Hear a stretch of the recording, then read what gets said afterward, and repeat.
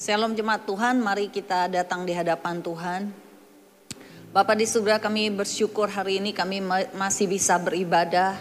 Kami bisa berkumpul bersama-sama walaupun tidak secara fisik. Tapi kami tahu Tuhan menyatukan kami. Sebentar kami mau mendengar apa menjadi kebenaran firman Tuhan. Roh Kudus hampiri jemaat-Mu dimanapun mereka berada hari ini. Berbicara kepada setiap pribadi lepas pribadi, nyatakan apa menjadi isi hati Bapa. Dalam nama Yesus, kami siap menyambut kebenaran firman Tuhan. Amin. Jemaat Tuhan, hari ini saya mau berbagi sesuai dengan apa yang kita minggu ini akan pelajari di dalam komsel kita.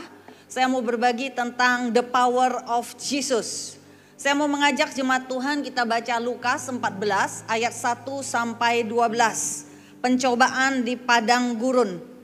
Yesus yang penuh dengan Roh Kudus kembali dari Sungai Yordan, lalu dibawa oleh Roh Kudus ke padang gurun.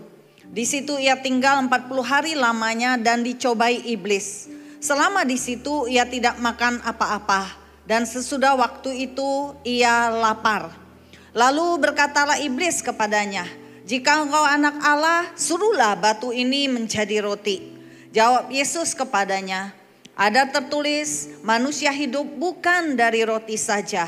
Kemudian ia membawa Yesus ke suatu tempat yang tinggi, dan dalam sekejap mata ia memperlihatkan kepadanya semua kerajaan dunia. Kata iblis kepadanya, "Segala kuasa itu serta kemuliaannya akan kuberikan kepadamu, sebab semuanya itu telah diserahkan kepadaku, dan aku memberikannya kepada siapa saja yang kukehendaki. Jadi jika engkau menyembah aku, seluruhnya itu akan menjadi milikmu." Tetapi Yesus berkata kepadanya, "Ada tertulis, engkau harus menyembah Tuhan Allahmu, dan hanya kepada Dia sajalah engkau berbakti." Kemudian ia membawa Yesus ke Yerusalem dan menempatkan Dia di bubungan bait Allah. Lalu berkata kepadanya, "Jika engkau anak Allah, jatuhkanlah dirimu dari sini ke bawah.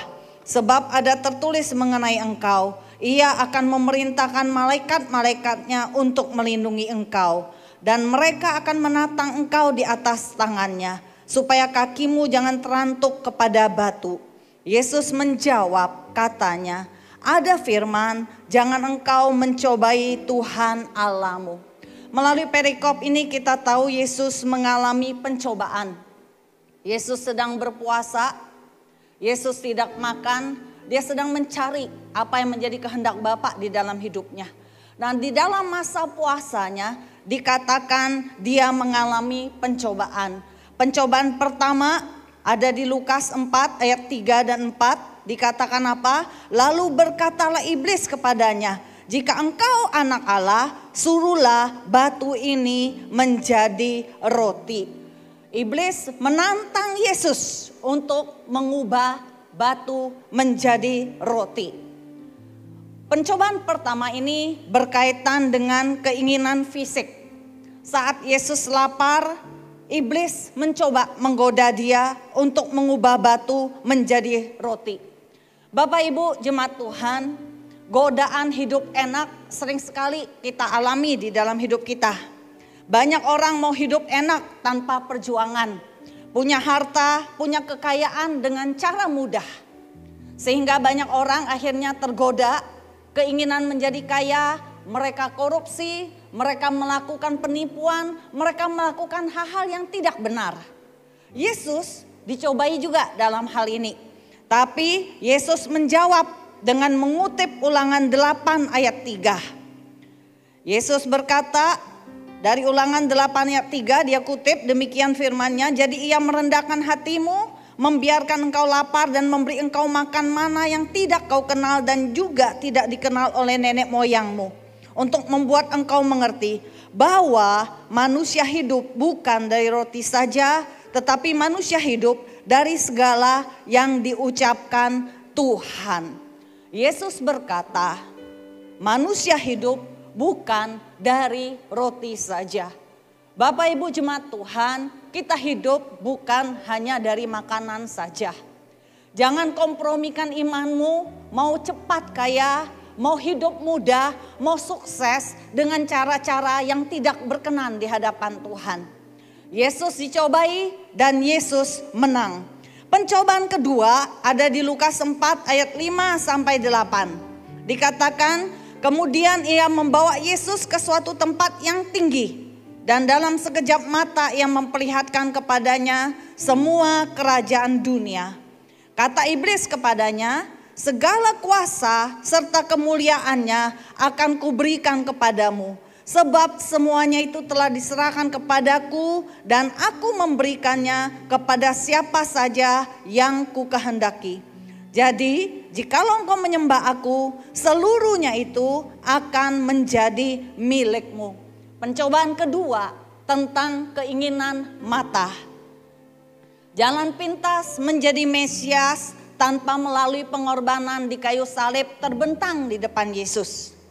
Iblis bilang, semua itu akan aku berikan kepadamu, asal imbalannya kamu mau menyembah aku. Godaan untuk kita berkuasa, godaan untuk kita memiliki tahta, godaan untuk kita memiliki power, seringkali akhirnya iblis menggoda kita untuk kita menjual diri.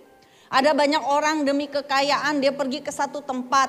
Ada banyak orang demi kekayaan dia membuat perjanjian dengan iblis. Kalau dia melakukan ABC, dia akan diberkati, dia akan menjadi kaya. Tapi kalau dia tidak melakukan itu, dia harus mengorbankan sesuatu. Ada tumbal yang harus dikorbankan. Keinginan mata, keinginan untuk menjadi kaya, keinginan untuk berkuasa, seringkali membuat orang menjual harga dirinya. Yesus digodai juga dalam hal ini. Yesus menjawab iblis dengan mengutip Ulangan 6 ayat 13. Engkau harus takut akan Tuhan Allahmu. Kepada Dia haruslah engkau beribadah dan demi namanya haruslah engkau bersumpah. Manusia dicobai dengan pencobaan pertama bicara tentang keinginan daging. Yang kedua dicobai dengan keinginan mata. Yesus menang. Yesus berkata, ada firman, jangan engkau mencobai Tuhan Allahmu. Jemaat Tuhan, jangan cobai Tuhan Allahmu dengan keinginanmu untuk engkau berkuasa, untuk engkau memiliki power, untuk engkau menjadi orang yang memiliki otoritas besar di muka bumi ini. Jangan jual Tuhanmu demi semuanya itu. Pencobaan yang ketiga bicara tentang keangkuhan hidup. Dikatakan di Lukas 4 ayat 9, kemudian ia membawa Yesus ke Yerusalem dan menempatkan dia di bubungan bait Allah. Lalu berkata kepadanya, jika engkau anak Allah, jauhkan dirimu dari sini ke bawah. Sebab ada tertulis mengenai engkau, Ia akan memerintahkan malaikat-malaikatnya untuk melindungi engkau. Pencobaan ketiga bicara tentang keangkuhan hidup. Godaan popularitas. Kalau Yesus mau menjatuhkan diri, dia berhasil. Dia akan dipuji, akan dikagumi, akan menjadi terkenal dan akan dihormati oleh banyak orang. Tapi Yesus tidak tergoda dengan popularitas. Yesus tidak tergoda untuk dipuji, dipuja oleh orang.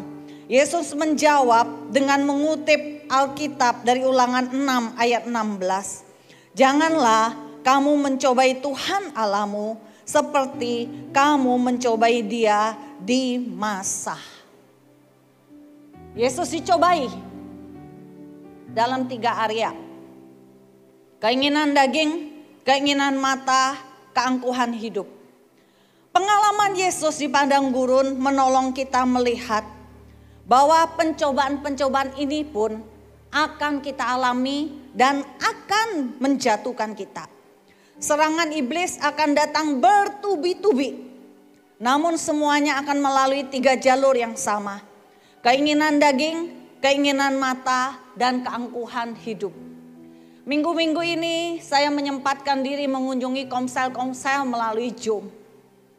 Ya, saya mendengar pergumulan jemaat, Bagaimana mereka khawatir dengan pandemi masih terus berlangsung. Bagaimana keuangan mulai terganggu. Bagaimana mereka khawatir dengan pergaulan anak. Kekhawatiran demi kekhawatiran itu sedang merebak, bekerja di antara umat manusia.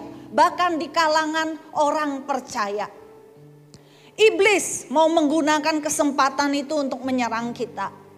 1 Yohanes 2 ayat 15 sampai 16 berkata, janganlah kamu mengasihi dunia dan apa yang ada di dalamnya. Jikalau orang mengasihi dunia, maka kasih akan Bapa tidak ada di dalam orang itu. Sebab semua yang ada di dalam dunia, yaitu keinginan daging dan keinginan mata, serta keangkuhan hidup, bukanlah berasal dari Bapa, melainkan dari dunia. Yesus digoda dalam 3 area ini. Dan kita pun akan digoda dalam 3 area ini. Tapi Bapak Ibu Saudara, Yesus menang. Yesus menang. Dan itu menjadi garansi kalau kita pun bisa menang menghadapi pencobaan-pencobaan ini. Bagaimana Yesus bisa menang dari pencobaan ini? The power of Jesus. Kuasa dari Yesus. Kita mau lihat bagaimana teladan Yesus dalam menghadapi pencobaan ini. Pertama dikatakan ketika peristiwa ini terjadi, Yesus sedang doa puasa. Doa puasa menjadi salah satu cara bagaimana kita bisa menyangkal keinginan daging kita, keinginan mata dan keangkuhan hidup kita. Bagaimana kita bisa menaklukkan kedagingan kita, mengizinkan roh Tuhan yang menguasai hidup kita. Mari jemaat Tuhan, disiplin kembali kehidupan doa puasamu. Engkau bisa memulai seminggu 1 kali. Engkau bisa memulai di dalam komselmu, mungkin bersama-sama mengambil waktu untuk berpuasa. Atau bahkan secara korporat kadang-kadang kita lakukan doa puasa bersama. Jadikan ini menjadi salah satu disiplin rohani yang kau harus lakukan. Yang kedua, apa yang Yesus lakukan supaya dia bisa menang? Yesus sangat kuat dalam firman Tuhan. Setiap godaan-godaan dari iblis, Yesus selalu jawab dengan kebenaran firman Tuhan. Satu-satunya senjata untuk menyerang dalam peperangan rohani adalah pedang roh, yakni firman Allah. Itu dikatakan di Efesus 6 ayat 17. Jemaat Tuhan, kita nggak tahu kapan badai akan berlalu. Bahkan awal tahun ini kita diperhadapkan, bangsa kita diperhadapkan dengan bencana alam, banjir, gempa, COVID yang masih belum mereda. Hal-hal yang memilukan terjadi di tengah-tengah bangsa kita. Dan itu otomatis mempengaruhi juga setiap pribadi lepas pribadi kita. Tapi Yesus tidak mau dipengaruhi oleh keinginan mata, keinginan daging dan keangkuhan hidup. Yesus menaklukkan kedagingannya dan Yesus menang. Lukas 4 ayat 1 demikian firman Tuhan. Yesus yang penuh dengan Roh Kudus kembali dari sungai Yordan lalu dibawa oleh Roh Kudus ke padang gurun. Di padang gurunlah Yesus berdoa puasa. Tapi yang menarik, setelah Yesus berdoa puasa, di Lukas 4 ayat 14 dikatakan, dalam kuasa Roh kembalilah Yesus ke Galilea dan tersiarlah kabar tentang dia di seluruh daerah itu.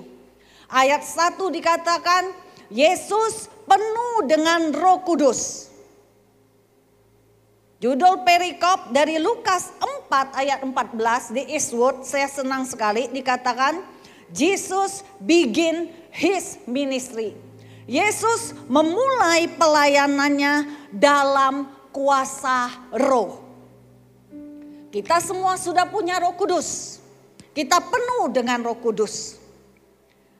Apakah engkau mengizinkan kuasa Roh Kudus itu memenuhi hidupmu, sehingga dikatakan dalam kuasa Roh kembalilah Yesus ke Galilea. Dalam kuasa Roh taklukkanlah setiap serangan-serangan dari iblis. Dalam kuasa Roh menanglah dari setiap keinginan daging, keinginan mata dan keangkuhan hidup. Karena ada Yesus yang akan menolong, yang akan memimpin. Karena ada the power of Jesus. Ada kuasa Roh Kudus yang akan memampukan siap Bapak, Ibu, dan saya. Daniel 11 ayat 32b. Ayat ini Tuhan berbicara kepada kita sepanjang tahun 2020 dan terus sampai sekarang. Dikatakan umat yang mengenal Allahnya akan tetap kuat dan akan bertindak. Bukan hanya akan tetap kuat, tapi dikatakan akan bertindak. Yesus bukan hanya penuh dengan Roh Kudus seperti yang dikatakan di Lukas 4 ayat 1. Tapi dikatakan di Lukas 4 ayat 14, setelah Yesus berdoa puasa, setelah Yesus merenungkan kembali, menaklukkan siap godaan-godaan dengan kebenaran firman Tuhan, dikatakan dalam kuasa Roh. Yesus mengawali pelayanannya dalam kuasa Roh. Belum terlambat, awali tahun ini dalam kuasa Roh. Hiduplah di dalam Roh. Hiduplah di dalam doa puasa. Hiduplah di dalam kebenaran firman Tuhan. Sehingga engkau akan menjadi umat Allah yang kuat. Umat Allah yang bertindak.